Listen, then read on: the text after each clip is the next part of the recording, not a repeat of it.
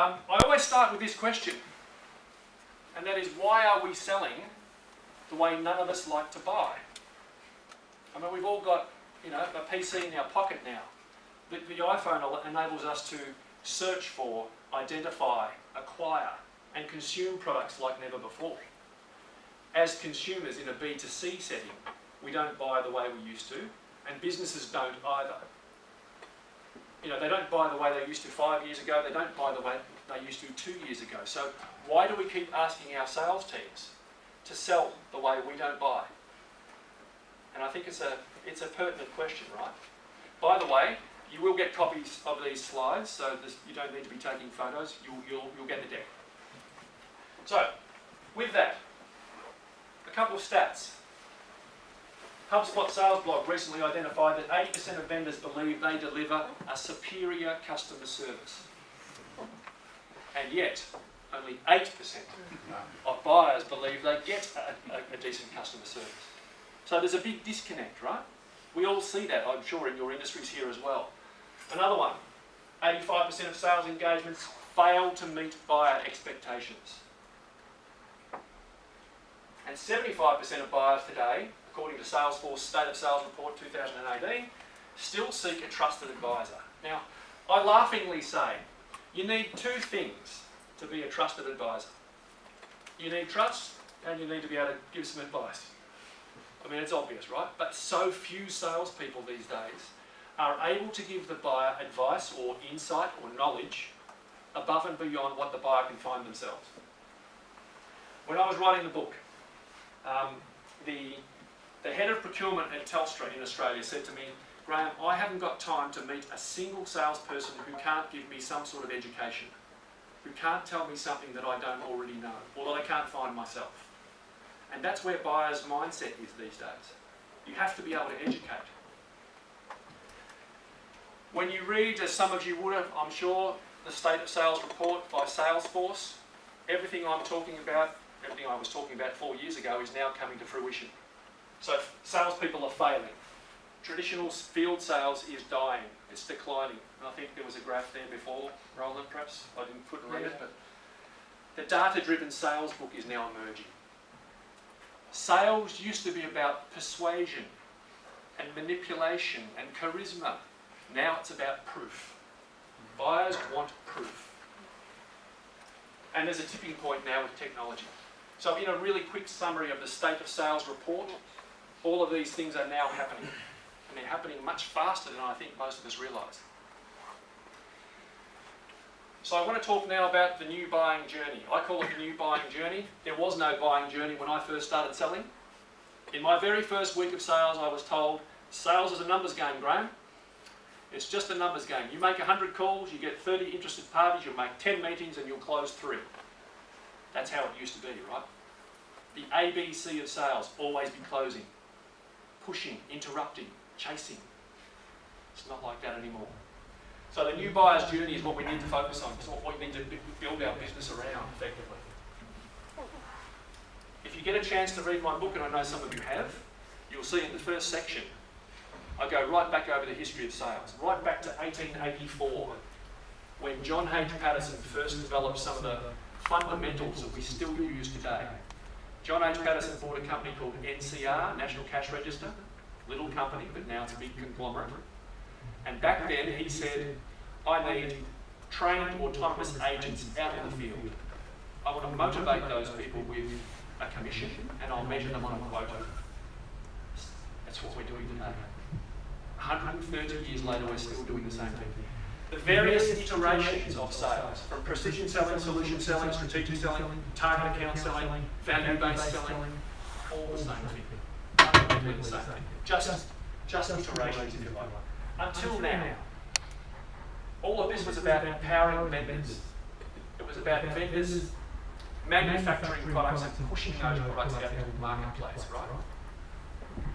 Now here we are in the age of the customer, and it's all about empowering the buyer, not the vendor. Now, I like to use this silly slide as a way of demonstrating the change that I've seen in my career. And this was me back in 1997 in my very first sales role with a US software company. I was really excited I was a bit raw, a bit wet behind the ears, but I got this great job with CompuWare. And I was working in Australia, and back then in 1997, I would row my boat out into the sea of opportunity, and the fish would literally jump in the boat. Software was booming, there was growth markets everywhere you looked, and it wasn't hard to get a meeting. I could pick up the phone and say, "Hi, it's Graham Hawkins here from CompuWare. I'm going to be in your area next Wednesday. I'd love to come and see you about final data management," or whatever. And they would roll out the red carpet. It was easy because the vendors had all the information. The buyers had none, right? The buyers would say to me, "Great, yeah, come and talk to us. Tell us all about the R&D that you guys are doing. Come and help us solve some of these business problems that we've got." So it was really easy as a sales guy back then to get a meeting and then to make a sale. I had colleagues that were making $500,000 a year standing by the fax machine. The orders were just rolling in. Anyway, we all know that things started to change pretty quickly when the internet began to proliferate. Cisco came along, managed services, social media, as Skylar said today, the tech bubble burst somewhere here. Then we had cloud, next Amazon launches, ushering in the age of everything as a service. That changes things. Now we've got smartphones, big data and analytics, and here we are in 2018 with information parity. Now I've got a high-tech, GPS-guided, sonar boat. I know exactly where the fish are. I know exactly what bait they like, and yet I can't catch a fish. We've gone from blue ocean to red ocean. You guys know that term? Yep. So lots of competition, and it's very difficult. And I argue that just about every industry is the same now. Why? Because of this, information parity. When the buyer has the same information as us, it's so much more difficult. We have to change the role. So a simple little example of my own career in the last 2 decades and all the change that we've seen. This is just a really generic illustration of a buying journey. Buyers, as we all know, buyers rarely go through a linear buying journey. They tend to move around a bit. They'll stop and start and come back. But if we just broke it down into a really simple 3-step journey: awareness, consideration, purchase. What we're now finding is that the buyer is typically at least 57% of the way through the buying journey before they talk to a vendor. They've done their research, right? They've got access to the information.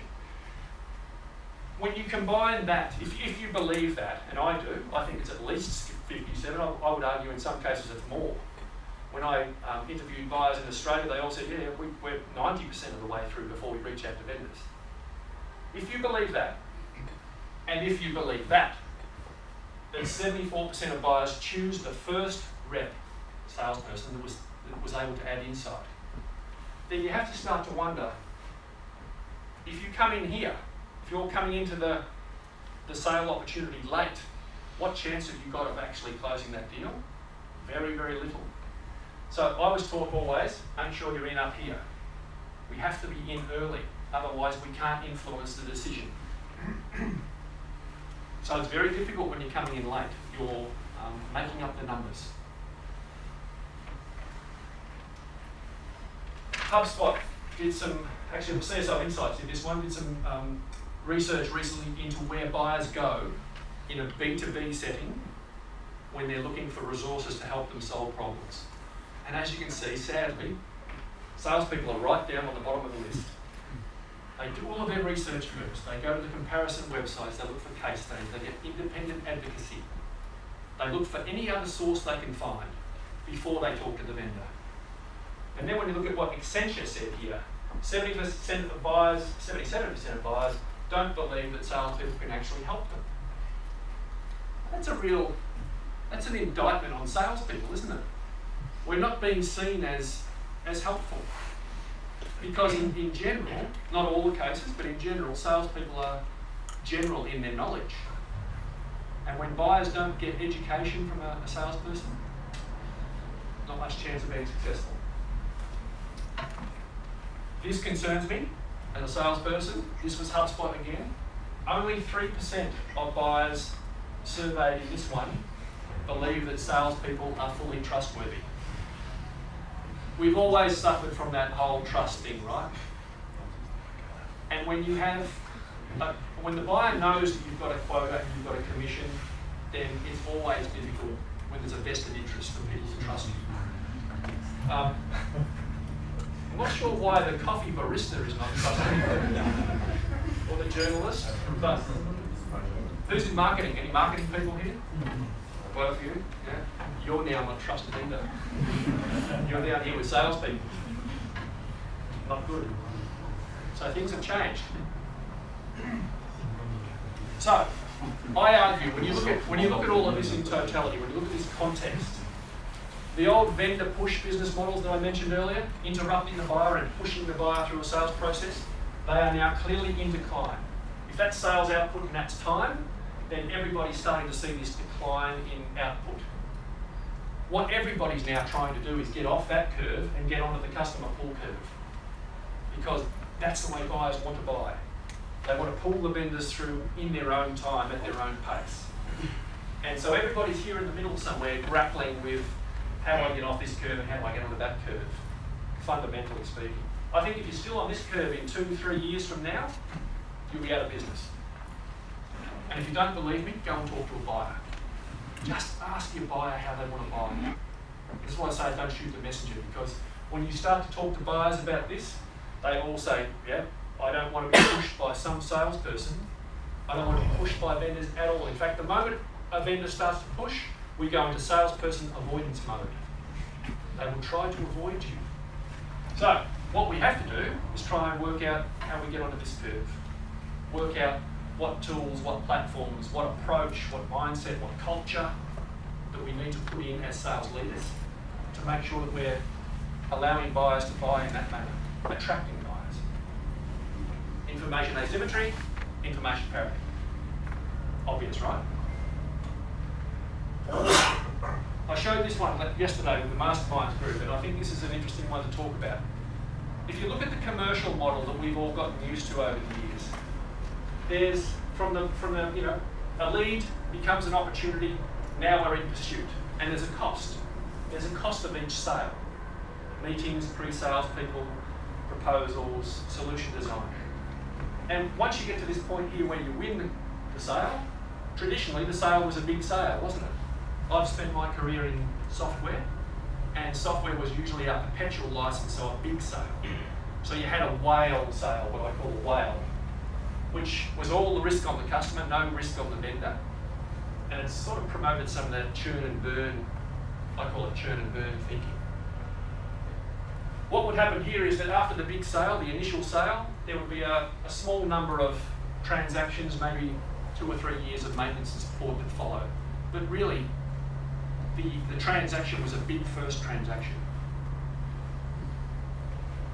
Now let's think about cost of acquisition. If you've got a really good conversion rate, if your sales guys are really good at closing deals and you've got, say, 20% conversion rate, that means you're running this pursuit 4 times before you win one. So in the old model, you want to hope like hell you've got all of that cost covered in that first sale. That's all cost of acquisition. And not once in my career, not once in 30 years, has a sales leader ever said to me, Graham, what's the cost of acquisition here? It was, don't you worry about cost, you just focus on revenue. Revenue. So that was the old model. There was no such thing as customer success. I was told, close the deal, move on to the next one. Close the deal, move on to the next one. So that's how it used to be. This is how it is today. Now we've got more and more buyers who want a freemium model. A test, a pilot, a POC, a small purchase to begin with. And we've got subscription-based pricing models, as we all know. 70% of the revenue is happening post that initial sale. You've still got the cost to acquire the customer, but when you've got all these microtransactions that happen post the initial sale, that forces a change in the way we operate. And I'm going to tell you a little story shortly about my experience with HubSpot and how the HubSpot guys work. Really interesting. So from, just from the commercial realities of the way that we now work in the as-a-service world, we have to change. We can't keep selling the way we used to. And yet in my part of the world, in Asia Pac, I still see so many businesses operating in the 20th century. Like it's still 1995, crazy. The old model just doesn't fly anymore. So we've gone from vendor push to customer pull. Vendor push, as I said before, was all about chasing buyers. And when you chase a dog, the dog runs away, right? So we don't chase buyers anymore. What we have to do is work out how to attract buyers. And I know some of you are doing that already with smart businesses like HubSpot and Marketo and some of those sort of tools that are available now. When you look at, as I said before, persuasion versus proof. The buyer wants proof now. How do you give them the proof they need? Independent advocacy, very important. This is how sales used to be. I was told, Graham, you're in the territory. It's your territory, you're responsible for all of the activities in that territory. You're running a business inside the business, off you go. And I might get a little bit of help from marketing with some brand awareness perhaps, or a few leads. But it was my territory and I was told, off you go. Now, as we know, with digital marketing, lead nurturing, inbound, outbound, all of the technology that we're now using, the role of the salesperson gets squashed a little bit. It's changing, isn't it? We're seeing the role being eroded slightly. Looking further afield, take into account account-based marketing, account-based sales, and you look at all of the self-service and automation, all of the tools, the artificial intelligence, all of that stuff that's here and still coming, then the role of the salesperson is changing more and more, I argue, more and more every week. To a point where pretty soon we're going to have, instead of one person in the territory, we're going to have a team of people, team-based selling. You will have marketing and sales, product management, pre-sales, customer success people, all in the one team. All working together around one common objective, customer success outcomes. It has to be, right? The lines between inside sales and outside sales have been blurred by the tech, the MarTech and the sales tech that's coming in to enable those roles to change. So we're seeing a big change, certainly in my part of the world, in this space now. More and more team-based selling, more and more SDRs, more and more customer success people, all coming in to help. And buyers, by the way, buyers demand it. Buyers want a joined-up approach. They don't want to have to deal with this guy one day, this guy the next day, and this guy the day after. It needs to be a team effort. I had a buyer recently in Australia say to me, we actively avoid the salesperson. We demand, when we're talking to a vendor, we want to talk to the head of delivery. Because we want to know that guy can actually deliver the software. So, you know, where is the value for the buyer? Another one that we talked about yesterday with the guys was the 4 different types of selling models and the fact that every product eventually gets pushed down the commodity curve. If you're down here in transactional selling or package solution selling, sadly, you're being viewed as a generalist. And buyers told me extensively through the writing of the book, I haven't got time to deal with a generalist, I'm happy just to self-serve myself. So the sales bot and the chat bots and all the bots that are coming are going to disrupt that generalist role because a generalist is not adding value. So where we need to be, or where we need to be helping our teams to be, is up here in that specialist place if we can. Consultative and innovative. Buyers value the specialist, they don't value the generalist. Make sense? If you're nodding heads, good. Just 20% of salespeople are currently being viewed by their buyers as valuable. So there is a small percentage that are being viewed as valuable. The rest, sadly, are being viewed as sort of generalists. So it's incumbent on all of us, when you think about it, to make sure that we're training and coaching our sales teams to become specialists. They have to be seen as valuable in the equation, or what role do they have? Now, I want to tell my story about HubSpot. About 3 years ago, when I was in the process of setting up my business sales tribe, I realised that I would need some tools and some platforms to help me scale. And look, I know you've heard this story about 3 times now. You'll suffer it again? Yeah. So I'd heard about HubSpot, but I didn't know what they did. I knew roughly a little bit about marketing automation. And I kept seeing this HubSpot logo. I was on Twitter and I saw the logo and I thought, what is this HubSpot thing? So I went to the website and I downloaded a white paper, knowing that I would get a call the next day from somebody, and I did. I got a call from this guy. This gentleman's name is Jack Doran. He's a lovely Irish fella, young guy.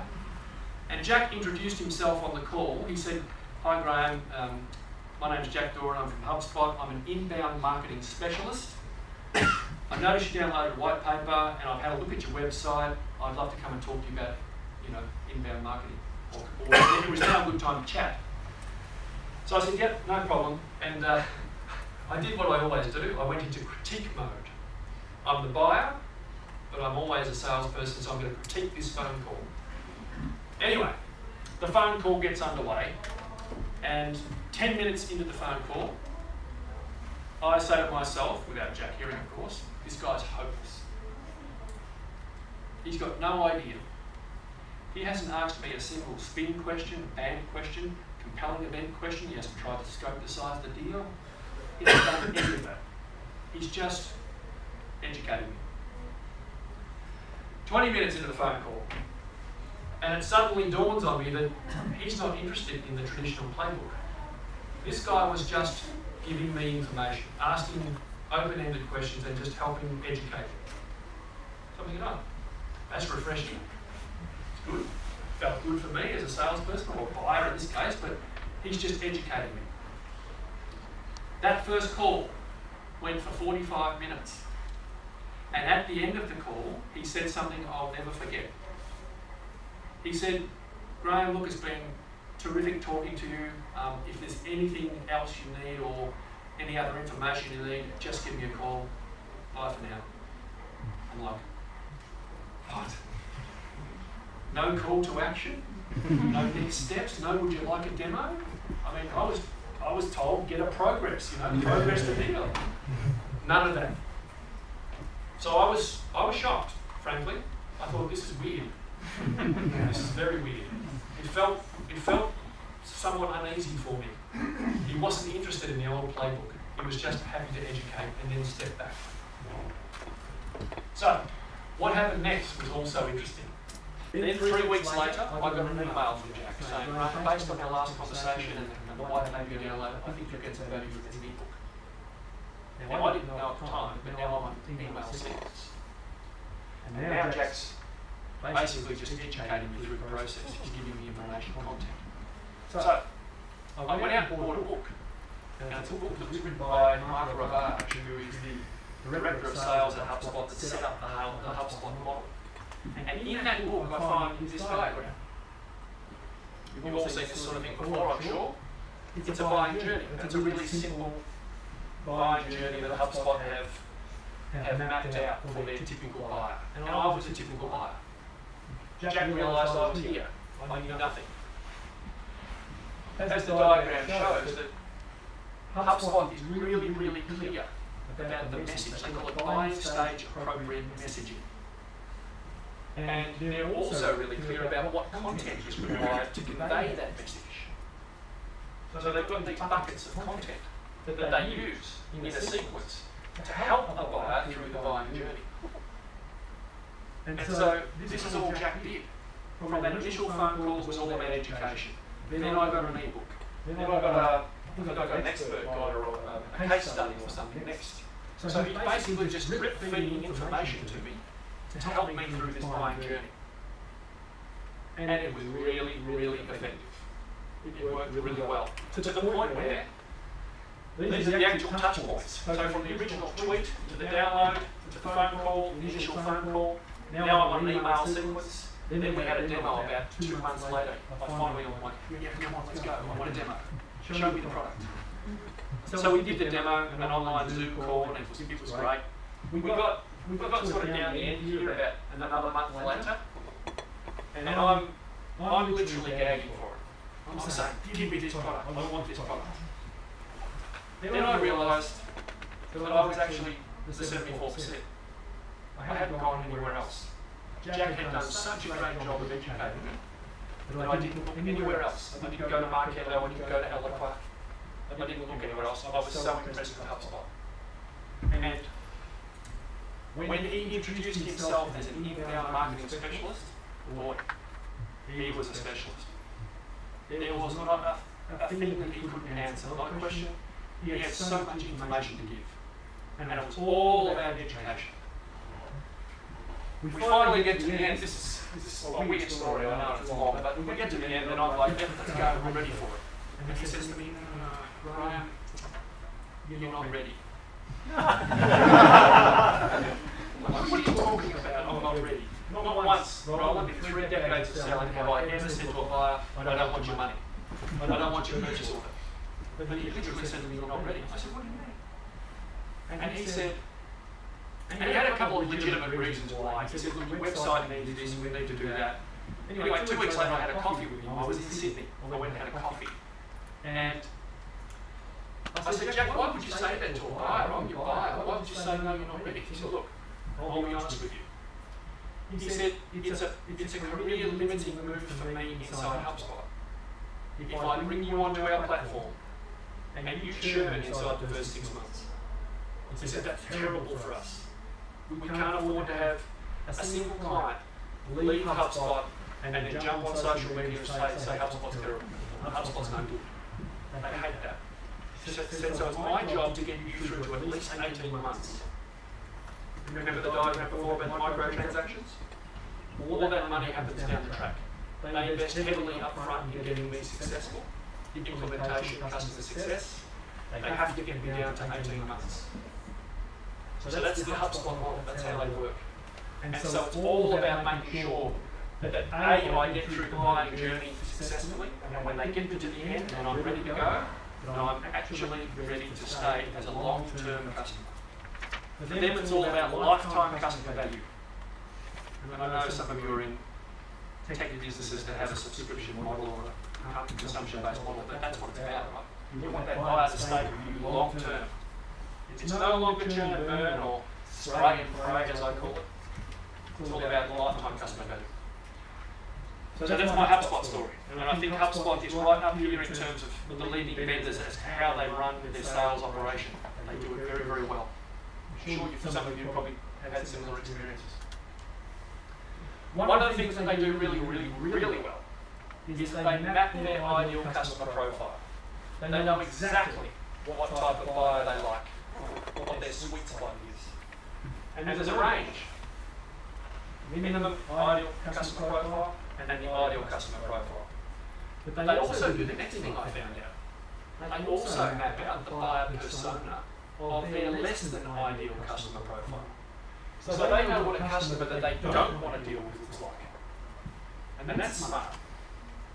Too much of my career has been spent chasing every single customer imaginable, trying to win every business. No, they go, no, that's the customer we like, that's what we're after. It's another really smart way to go.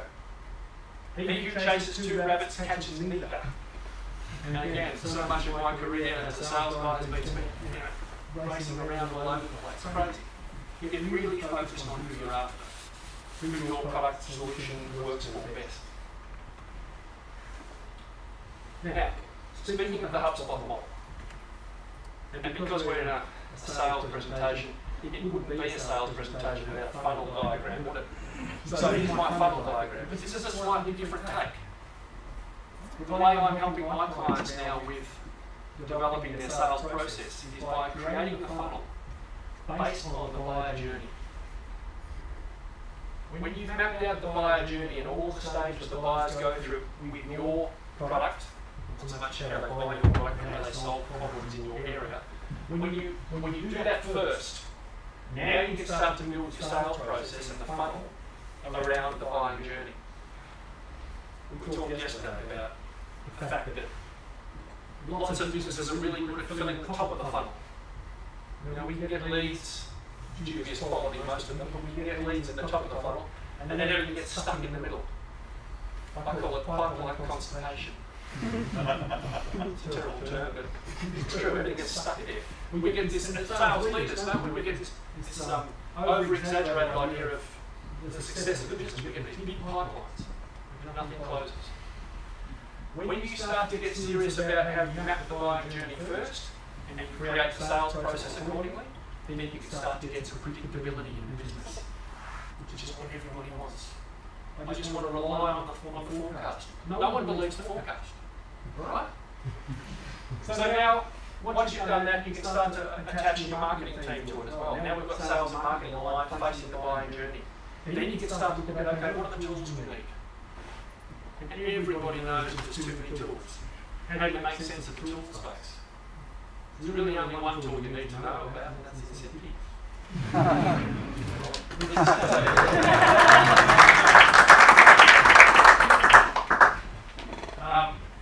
Quite seriously though, there are a lot of tools, and there are a lot of tools that can help you at various stages through the journey. One of those tools, or one of those platforms is social media, of course. And I don't know if you guys know, some of you do, but we do have Francis King of social media right here, Mr. Luke someone. I would have said this on. Yes, Luke and I met each other on where else, LinkedIn, not long ago. And he was kind enough to actually come to the Social Selling Forum in Paris last year. And 2 months before that, we ran the Social Selling Forum in Melbourne, the very first. I'll talk about that in a second. But as a way of creating your sales approach, start with the buyer journey. Start to look at inbound marketing and bringing sales and marketing together with customer success, by the way, which is that final point. And now you can start to map the tools appropriately and the social media appropriately as well. A quick word on my favourite pet hate, prospecting. We've all been taught, I've been taught, from day one, you've got to get out there and prospect. You've got to make a lot of calls, you've got to send emails, you've got to do telemarketing, you've got to do emails, prospecting. Now, you all know, prospecting comes from the gold rush days, or the gold mining, right? Where you sift through mountains of dirt trying to find that one gold nugget. That's what prospecting is all about. I don't know about you guys, but are you a piece of dirt? Are you a piece of dirt? Are you a piece of dirt? Oh, you've got it. No. We don't treat buyers like that, it's crazy. So, I read this book, some of you may have read The Ultimate Sales Machine by Chet Holmes. In this book, Chet talks about the fact that only 3% of our target addressable market is actually ready or open to our message at any point in time. Only 3%. Now what do? We try to identify the 3%, put them in a funnel and try and close them. We completely ignore 97% of our target addressable market. So that's our total market, we forget these guys. And that's what prospecting does. It sifts through all that dirt, trying to find someone who's ready to buy now. And when you think about the platforms that we've all got access to now, the data we've got access to, that's crazy. So, I argue, wouldn't it be smart if we put these guys, the 97%, in a relationship funnel? And we start to nurture those relationships. Okay, they might not buy tomorrow or the next week or 3 months, but they might come back next year. Particularly if we're on an email sequence and we're feeding them content and educating them, one day they might come back. We ignore the 97%. Great. Now let's talk about the seller profile. This always gets the topic going. This was the old school quota crusher, the lone wolf, the hunter. And he was charismatic and he reeked of commission breath. It was all about the money, it was all about closing deals, and the Wolf of Wall Street was all that stuff. And yet, when you look at what buyers now want, and it's very clear what they want, is a tech-savvy educator who's got a bias for learning and who can sift through mountains of data, synthesise that data, and then disseminate the exact right piece of information. So the profile now is about specialist, proactive teacher, tech-savvy analyst. They're actually saying that we've gone from almost extrovert to introvert. And the modern seller now is a really tech-savvy kind of introvert. Buyers don't want some charismatic guy who owns the room, who can close them. Worse still, they don't want someone who's going to interrupt them every 5 minutes too. So the profile of a salesperson is changing. I'm sure you're seeing that now in some of your organisations. Feel free to hit me with some questions or disagree too. Some of that stuff is backed up by the research done here by CSO Insight that said in the old days it was all about influencing traits. It was all about hundreds of telephone calls and volume of activity, more. Now it's all about analytics, insights, reason, proof. It's about social selling, it's about technique. So as sales leaders, we have to work out how we can teach our salespeople to do this. Because that's what buyers want. Yeah? I have another pet hate. I've got a couple of pet hates, actually I've got a lot of pet hates, but one of my other pet hates is something that I've done all my career, and that is the 2 days of military off-site training. Most of the companies I work for would say, right, guys, we're going off-site, we're going to do some sales training.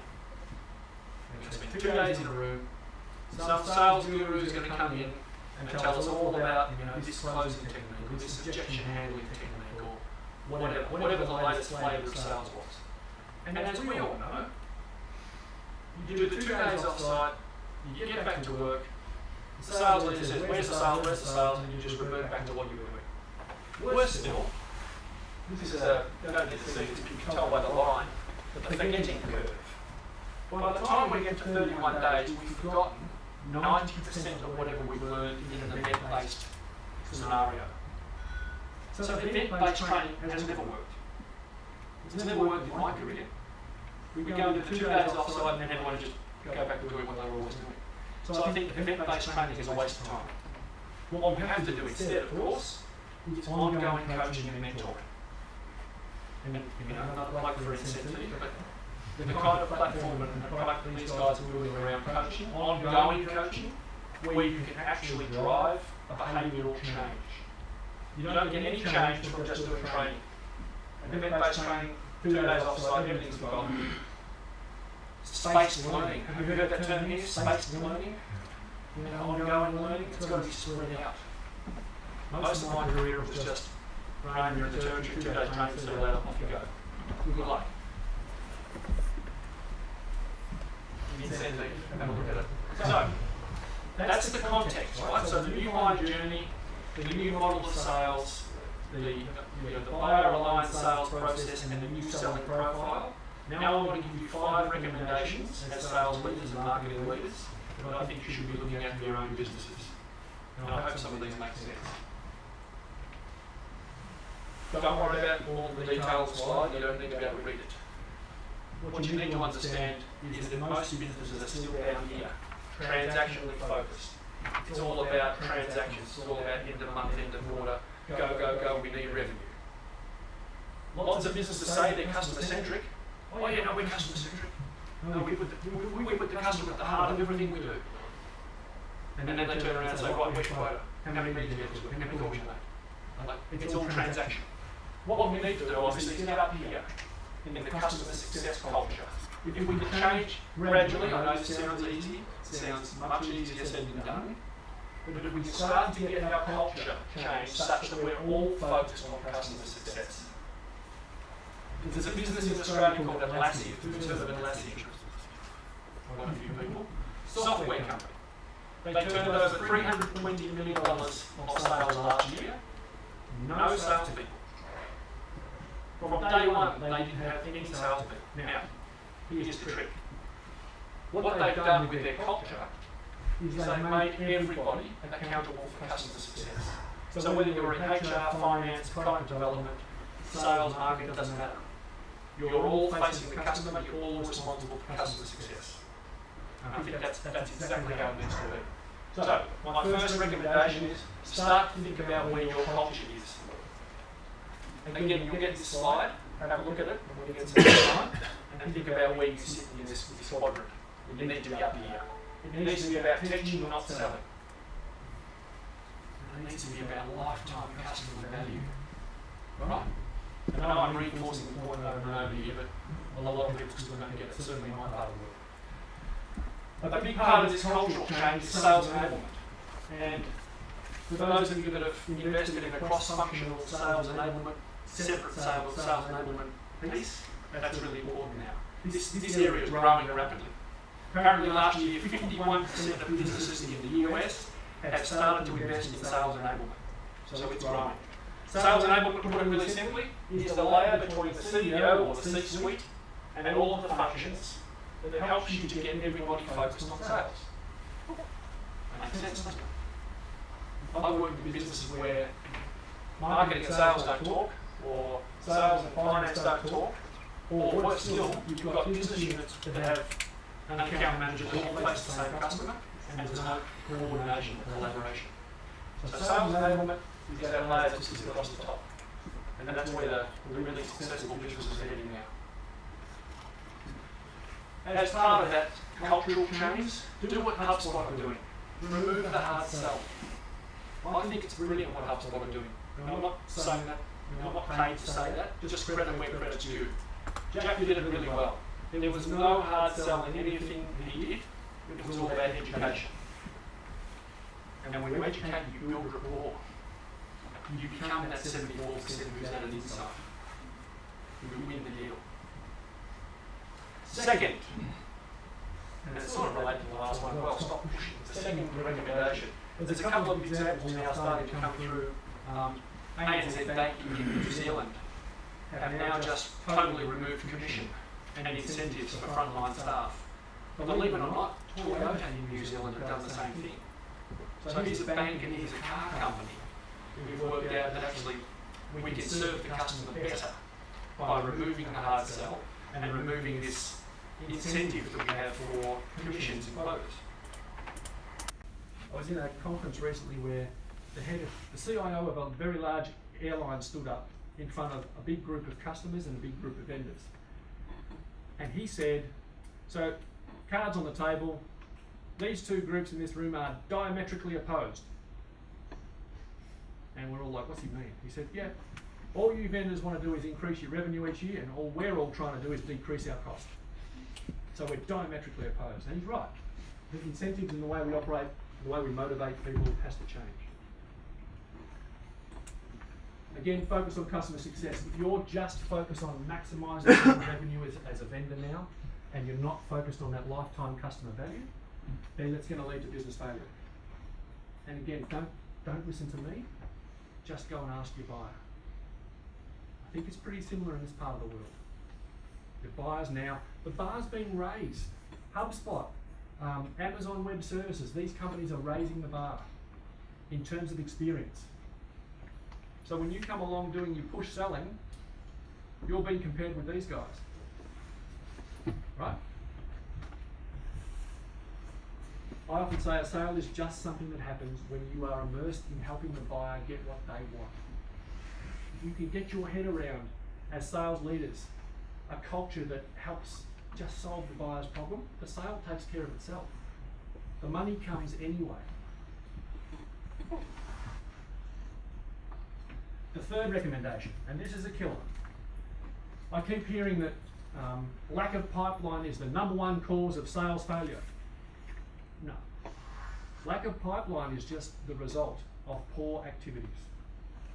And so many businesses, sales businesses, spend all this time doing, throughout each day, doing what I call low value activities. We have to get away from low value activities, we have to get up to high value activities. 22%, according to Pace Productivity, a study done 2 years ago, B2B sellers spend only 22% of their time actually selling. The rest of it's order processing, service admin, and all this fluff, which doesn't do anything. And it feels right to me. Most of the teams I've managed, it's probably right. Probably about 22%. I had someone say recently, yeah, we're nowhere near 22%, we're probably 10. So, what should it be? When you look at, again, I come from the buyer's perspective. When you look at what the modern buyer wants, what we should be doing as salespeople is a hell of a lot of research before we ever reach out. We know we've got the platforms, we've got this paradox now. We live in an era where it's never been easier to get access to information about our buyers, right? We can find all this information, and yet, the paradox is, it's never been harder to engage them. Sales used to be about closing. Opening is the new closing. How do you open with a narrative that you can carry forward? It's all about the research. You can't engage a buyer now unless you've done some research first, or you're just doing a generic blanket marketing. So that's important. The second part's important. Social engagement, social media engagement. Critical. How do you get their attention? It's not by cold calling anymore. And then open networking. So I think, personally, the breakdown of a sales activity should look something more like that. Open networking, researching by social engagement. Moving along, social selling. This is something I want to touch on very quickly, and I'll give you an example of how I use social. In fact, I'm only here because of social. I'm only here because this man here and I connected on LinkedIn 2 years ago, roughly. So I'll talk to you about how I use social myself. But if you want to move the middle, if you want to get sales performance improvement, which is what it's all about, right? We have to start getting away from those legacy operations. And to do that, we've got to adopt social selling. It's a terrible term. I hate the term. We talked about it yesterday. We don't sell on social.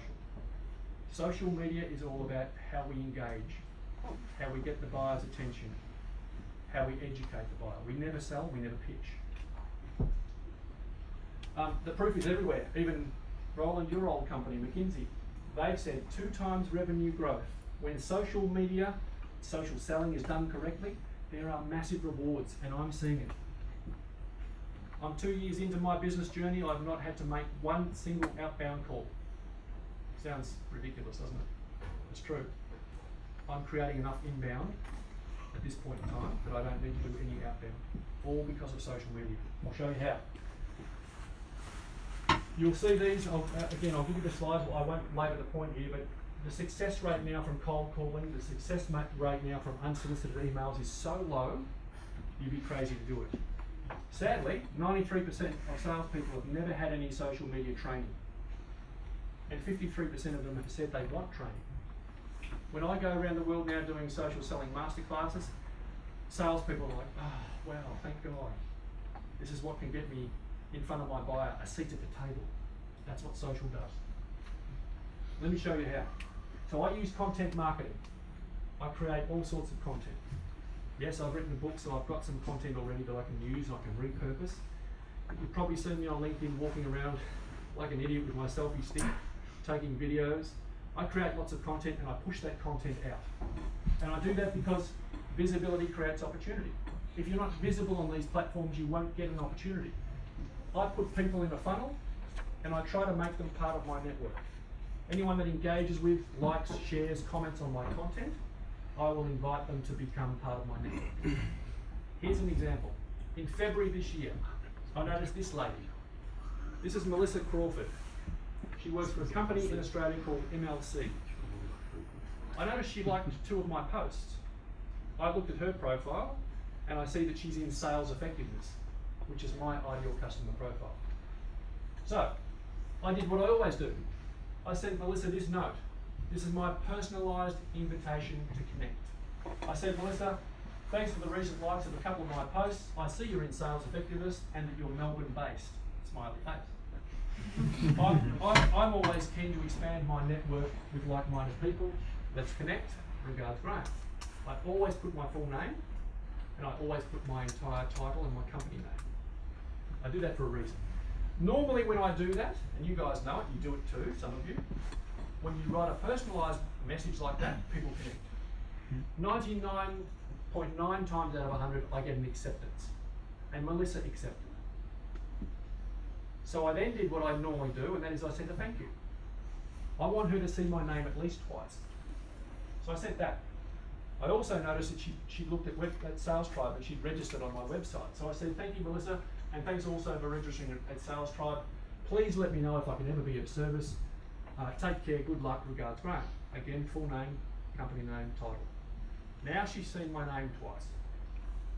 I haven't done anything else. She's looked at my content. LinkedIn, right? This is all LinkedIn.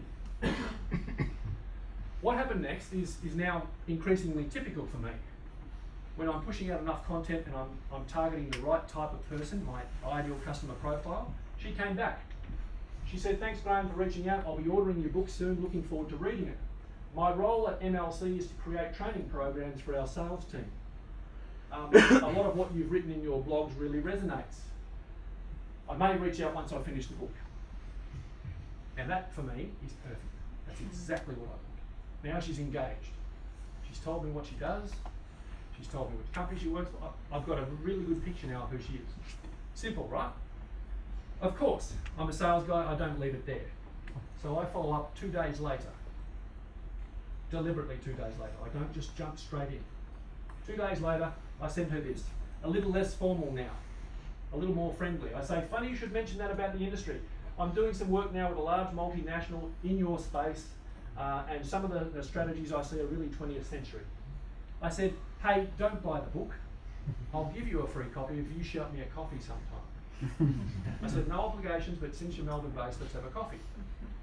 I've developed enough rapport at this point, I thought, maybe I can be a little bit cheeky. So, 2 hours later, the phone rings and Melissa says, yeah, let's have a coffee. I couldn't find a bald guy, so that's us having coffee, that's me with hair. What she said though at the end of the coffee was perfect for me. She said, Graham, would you be interested in coming in and running a session with my senior leadership team? And I said, let me think about that, Melissa. All right, okay. So we go off 2 weeks later, we do the session. We take the obligatory selfie at the end of the session, and I post that on LinkedIn. I tagged all of the people that were there, and I tagged the company. That selfie got 11,000 views, 112 likes. 57 of the likes were from MLC people. One of those likes was the CEO, David Hackett. So I sent David a personalised invitation to connect. So now I'm connected with the CEO. Now, it's a simple story and it's not rocket science, right? That's really simple to do. But I argue, and I'm sure you'll agree, Lloyd, there is no way that I can get higher in an account quicker any other way than with this. This took very little effort. Yes, I'm creating some content, I'm pushing some content out on a regular basis, but from that original like with Melissa, to the coffee, to the workshop with the senior leadership team, now when I do a search on MLC in my sales navigator, I've got 39 first level connections today, 4,624 second level connections, all inside that business. This is how you scale your footprint inside an account. Land and expand. It's brilliant. And the really brilliant part is anytime I send a new personalised invitation to connect to someone now, and they look at my profile, they see in my mutual connections, David Hackett CEO. They will always connect with you now. So, as sales leaders, we've got to start teaching our salespeople how to do this. This is simple, and yet no one's doing it. Someone said to me in London last week, yeah, but Graham, how much time do you spend on LinkedIn? You must spend a lot of time. I said, yeah, I spend about 3 hours a day on average. And they all went, oh, wow. I said, but hang on. That's not an additional 3 hours. I just don't spend 3 hours wasting time doing cold calling or EDMs or any other stuff. I focus on the activities that produce the results. And this stuff produces the results. For me. It's not hard. Here we are in Melbourne. This was a social selling forum last year with Luke. Luke flew to Melbourne and helped me run this whole day event. It was fantastic. I put this up because it's another example of how powerful social is, not just because we connected that way, but in order to sell this event, there was 200 seats sold. I think 190 turned up on the day. I created a little flyer and I got on Sales Navigator and I typed in search criteria, Melbourne sales directors. Up came, I think, 340 people. I then went about sending them a personalised invitation with a code to come to that event. We sold that event in 2 days, the whole thing, and it cost us literally nothing to sell it and market it. It was brilliant. Again, the power of social media when it's done correctly. Agreed? Yeah. Yeah? Je vais venir le 7 décembre.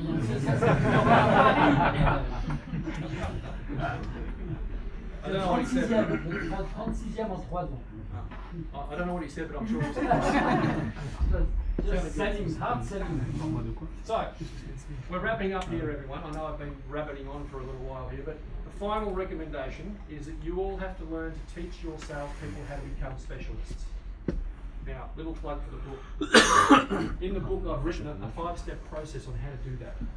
How to start to get your salespeople elevated away from being generalists and show them how they can become specialists. If they're not specialists, the buyer doesn't value them. If they can't educate the buyer, think about Jack. If they can't educate the buyer the way Jack educated me, your sales guys will continue to fail, in my humble opinion.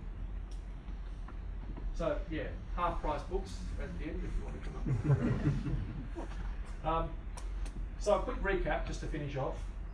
Information parity has changed the game for all of us. We must stop chasing buyers and using persuasion techniques, interruption techniques. We must start learning how to attract buyers. And that little example I gave you there with MLC, it's a great case study in how to attract a buyer to you. Melissa came to me, by the way, we're still working now on her getting her new sales and marketing initiative signed off. At some point early next year, I'll be engaged to do a full social media transformation for them. So that one's still ongoing. Attracting buyers, create value before you try to extract value. That is the HubSpot model. It's all about give away your content, give away information, create value before you try to extract value. Simple but effective. See how you can go. I know this is easier said than done. Cultural change. Focus on being customer success obsessed. And then make sure you've got your activities right. Too many sales leaders allow their sales teams to spend time doing stuff that doesn't create the result. Activities. It's the if you think about it, it's the only thing that we can influence. It's the only thing inside our control. We can't influence business objectives. We can't influence business results. All we can do is change our activities. Really important. Remove the hard sell, and salespeople must become digitally driven, socially connected, mobile and specialised. And with that, I think I have a look at these guys once again, because they can help. Really quickly, on Sales Tribe, we've developed an 8-step digital sales transformation process. If anybody's interested in looking at any of that or any of our social selling programs at any point, I would dearly love to have some more French customers so I can come and be here in this great city more often. So let me know if I can help in any way. I'm going to leave you with one last quote. I know I've given you a lot of quotes, but here's my favourite. If you don't like change, you're going to like irrelevance even less. Yeah, this one. Eric Shinseki, a US general, he said that a while ago, and I like it. I think we're all being forced to change now whether we like it or not. So good luck with it all, and thank you for having me here. Thank you, Roland and Simon. Thank you so much for your attention, and yeah, come and talk to me later if you want to challenge me or question me. Thank you very much.